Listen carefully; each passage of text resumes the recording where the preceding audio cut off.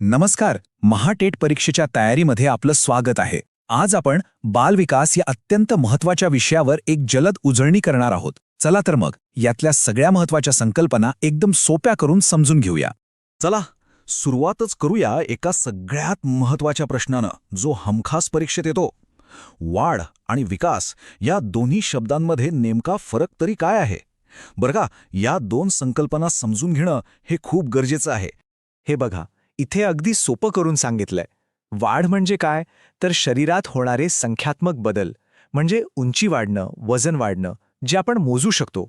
आणि विकास म्हणजे तर तो आहे गुणात्मक बदल, म्हणजे बाळाची समज वाढणं, कौशल्य विकसित होणं. एक गोष्ट डोक्यात पक्की ठेवा, वाढ ही संख्यात्मक असते आणि विकास हा गुणात्मक असतो. हे दोन शब्द MCQ साठी खूपच महत्त्वाचे आहेत. चला तर आता आपण बघूया की बालविकास म्हणजे नेमकं काय, त्याचा अर्थ आणि मूळ संकल्पना काय आहे. सोप्या भाषेत सांगायचं तर बालविकास हे एक शास्त्र आहे. आणि यात काय अभ्यास केला जातो? तर गर्भाधारणेपासून, म्हणजे आईच्या पोटातल्या एका पेशीपासून ते थेट पौगंड अवस्थेपर्यंत मानवामध्ये जे काही बदल होतात, जी काही वाढ होते, त्या सगळ्याचा अभ्यास म्हणजे बालविकास. आता पुढच्या मुद्द्याकडे वळूया. विकास ही काही एकाच सरळ रेषेत होणारी गोष्ट नाहीये. तो वेगवेगळ्या क्षेत्रांमध्ये एकाच वेळी होत असतो. मग ही क्षेत्र कोणती आहेत? चला पाहूया. इथे बघा, हे अगदी स्पष्ट दिसतंय. विकासाची मुख्य क्षेत्र आहेत शारीरिक विकास म्हणजे शरीराची वाढ, कारक विकास म्हणजे शरीराच्या हालचालींवर नियंत्रण, बोधात्मक विकास म्हणजे बुद्धी आणि विचार करण्याची क्षमता, सामाजिक विकास म्हणजे इतरांशी जुळवून घेणं, भावनिक विकास म्हणजे भावना समजणं आणि व्यक्त करणं, आणि नैतिक विकास म्हणजे काय चांगलं आणि काय वाईट हे समजणं. पण आपण या बालविकासाचा अभ्यास करायचा का, याची काही मुख्य उद्दिष्टे आहेत.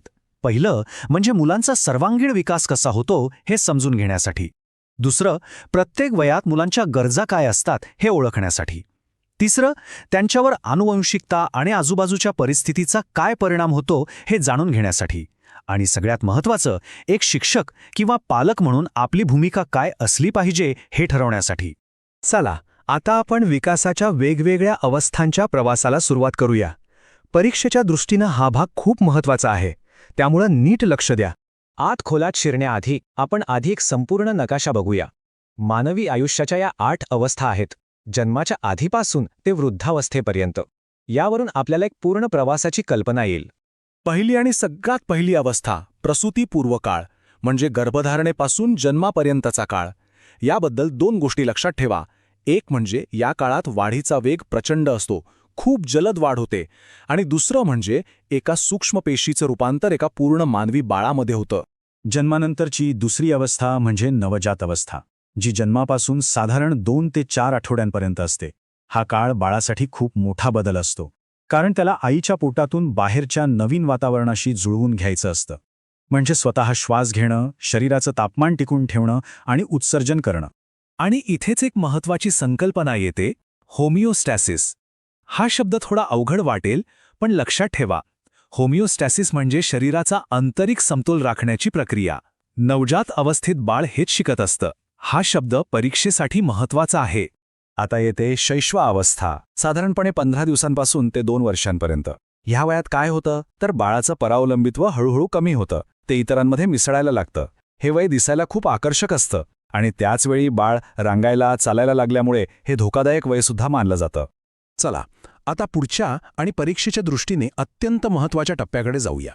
तो म्हणजे पूर्व बाल्यावस्था, म्हणजे 2 ते 6 वर्षांचा काळ. यालाच आपण शालापूर्व अवस्था किंवा प्री स्कूल एज असंही म्हणतो. या अवस्थेची वैशिष्ट्य तर खूपच मजेशीर आहेत. या वयाला खेळण्यांचे वय म्हणतात, कारण मुलं खेळण्यांमध्येच रमलेली असतात. याला अनुकरणाचे वय पण म्हणतात, कारण ते मोठ्यांची नक्कल करतात. ते सतत काहीतरी शोधत असतात, म्हणून हे शोध घेण्याचे वय आहे. आणि हो, सतत का, कसं असे प्रश्न विचारतात, म्हणून हे प्रश्न विचारण्याचे वय आहे.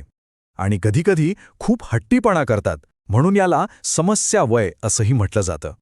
बरं, तर या झाल्या विकासाच्या सुरुवातीच्या महत्त्वाच्या अवस्था. आता पटकन आयुष्याच्या पुढच्या टप्प्यांवर एक नजर टाकू आणि मग सगळ्याची एक सुपरफास्ट उजळणी करू. पूर्व बाल्यावस्थेनंतर येते किशोरावस्था म्हणजे पोगंडावस्था. यात लैंगिक परिपक्वता येते आणि मी कोण आहे या ओळखीचा शोध सुरू होतो. त्यानंतर येते प्रौढावस्था, ज्यात करिअर, कुटुंब आणि स्थैर्य या गोष्टी महत्त्वाच्या ठरतात. आणि शेवटी येते वृद्धावस्था, ज्यात शारीरिक क्षमता कमी होते आणि निवृत्ती व समायोजनाचा काळ सुरू होतो. चला आता परीक्षेसाठी शेवटच्या क्षणाची उजळणी करूया. मुख्य मुद्दे लक्षात ठेवा.